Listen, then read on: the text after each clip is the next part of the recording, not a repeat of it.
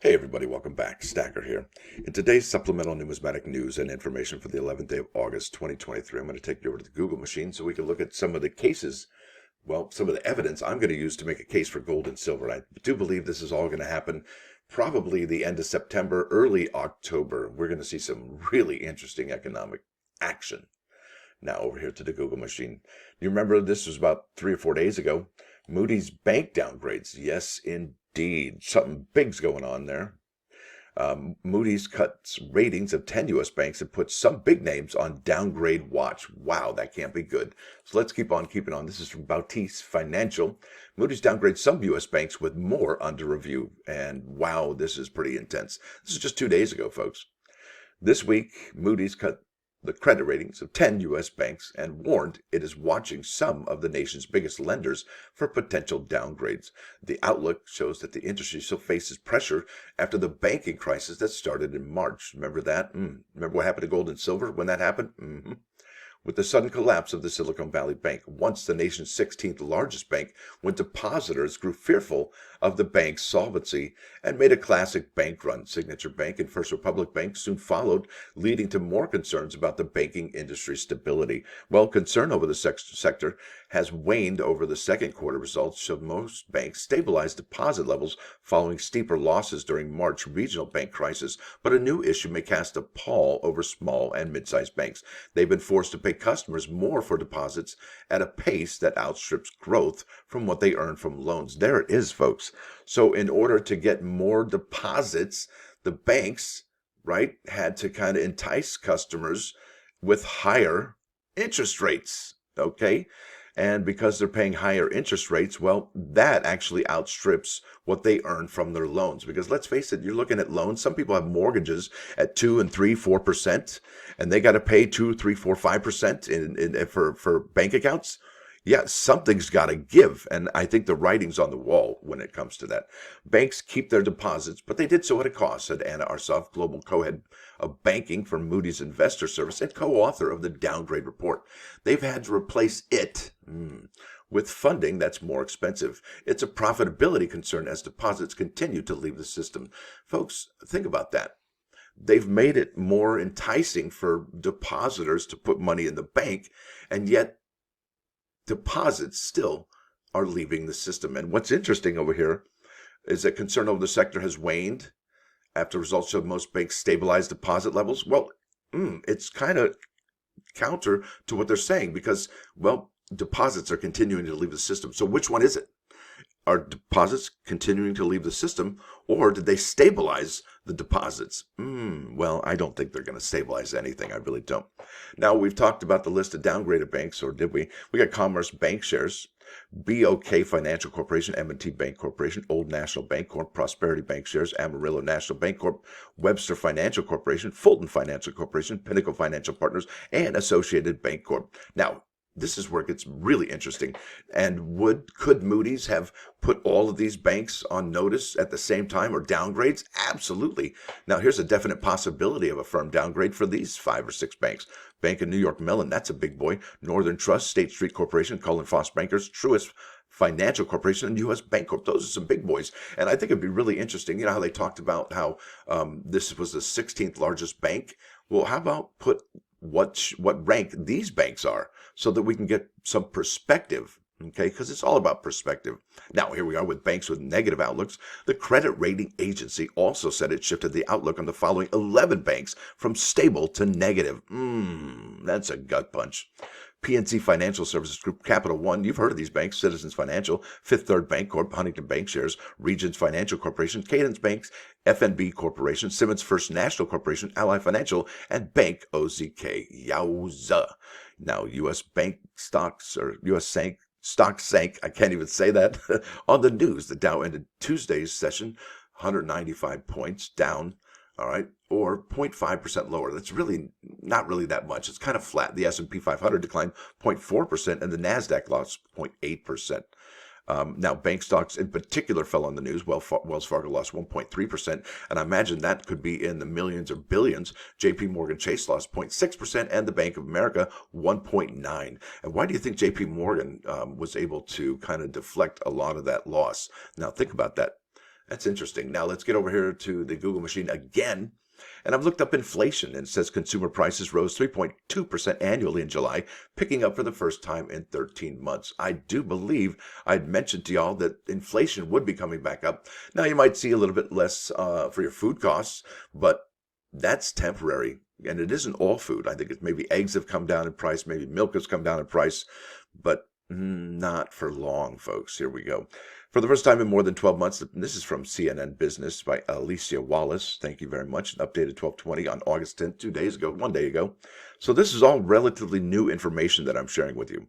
All right, the Consumer Price Index rose 3.2% for the year through July, up from June's 3% annual increase, according to the data released Thursday by the Bureau of Labor Statistics, that's BLS. The annual headline rates increase, which was largely due to year-over-year comparisons to July 2022, when monthly inflation turned negative, came in below economists' expectations. Who cares if it came below economists' expectations?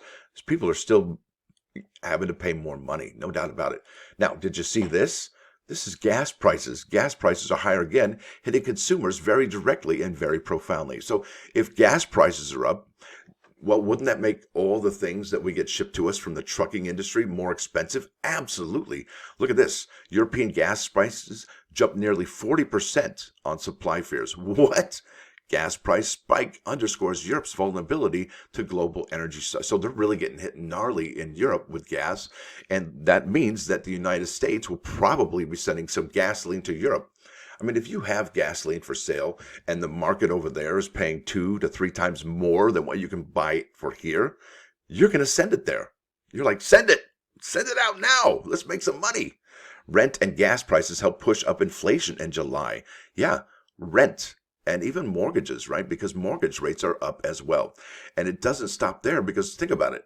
Well, I'll get to that in a minute. This is all bad news. I really apologize for having to share this to you. But look at this.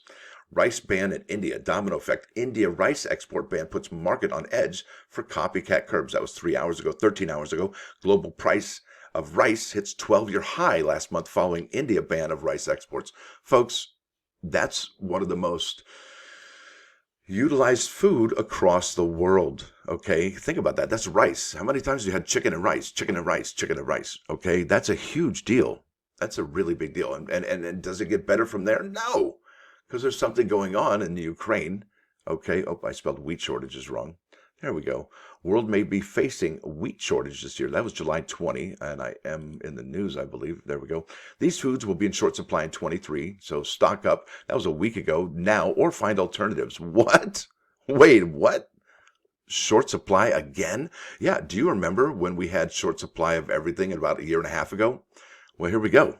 Yeah, wheat prices soar for a third day as Russia-Ukraine tensions stoke fears of major food crisis. That isn't good, folks. That is not good. I can't believe it. And how many foods are made with wheat? Is wheat one of those core ingredients? Yeah, it is. Pizza's made with it. Pasta's made with it. Cereals are made with it. Yowza. I'm telling you, folks, the writing's on the wall. Now, here we go. Rent. I looked up rent. All right. Rents in Manhattan and Brooklyn soar to new records. Will the monthly increase end? Why would you say that? It's just clickbait, right? Will it end? No, it's not going to end. Manhattan rents hit a record high for the third time in 4 months. Yeah, I'd say the trajectory is up and to the right if you're looking at the chart, not down and to the right. Now, it says here the average Manhattan rent just hit a new record of $55.88 a month. Can you dig it? You know how much money you got to make? Yeah. And you know what? It isn't just Manhattan. It isn't just Brooklyn. It's probably where you live as well. I know here in Florida, I think 2 to 3 to 4 bedrooms are going for, I think 2 bedrooms are like almost $2,500. It's ridiculous how much rent is right now. Okay, and it isn't just renters who are going to be feeling the hit as well. I do believe that, well, let me go here first. I'm going to go here first. Home insurance rates. Okay, so if you're a renter, you know it's expensive. However, if you are a homeowner, yeah, that's going to be expensive too, because the property insurance is due come in November. That's in a few short months, okay? And what that means is that insurance, okay, taxes are probably going up because your home is worth more, so you're going to have to pay more in taxes. And right here, you're going to have to pay more in insurance. Well, why are you paying more insurance? Well, that's what's happening right now. Because Florida, rocked by home insurance crisis, I may have to sell up and move. Think about that. Home insurers are charging more and insuring less. That was 2 days ago. How to get more affordable home insurance as costs soar. So you got to have insurance on your home, especially if you're financing it, because the banks do not want to put a loan out on a home that has no insurance. Okay, so if you're paying more in taxes, more in insurance, it's going to make home affordability, well, not so affordable. Okay, this is it. I mean, this is the writing on the wall, folks. I'm trying to show you here. And one last thing, I did show you a little bit about this: interest rates. Yeah. Interest rates, oh boy, here we go.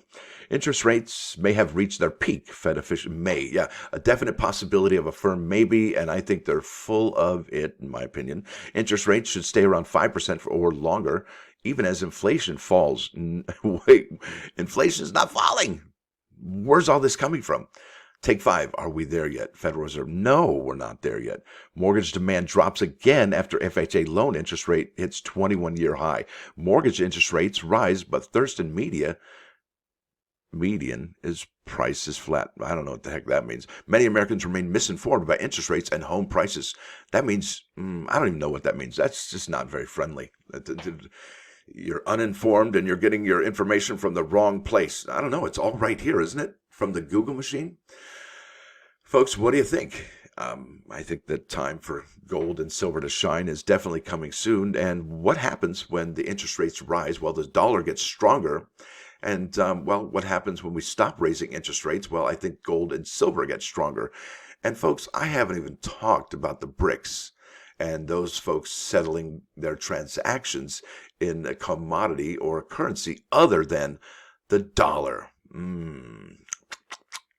It's like getting hit with a basketball in the face. That sucks. Anyway, I want to thank y'all for watching. Oh, wait, you know what? This is a really cool song. I wanted to share this with you. This is King David from the Yamma Ensemble. It's biblical Hebrew translated, and it's got pronunciation subtitles. Really cool, actually. So if you want to learn some Hebrew today, this morning, or this afternoon, whenever you're watching this video, hey, give it a shot. What do you got to lose, right? So with that said, I want to thank y'all for watching today's Supplemental Numismatic News. Thanks for dropping by. Don't forget to hit that like button. And if you do like what you're going to see, and if you do believe the case for gold and silver has been made, please make a comment there. Leave a comment. Don't leak a comment. I guess you can leak a comment. That's up to you. I don't know how that's going to work, but more power to you. Thank you, folks. Stacker out.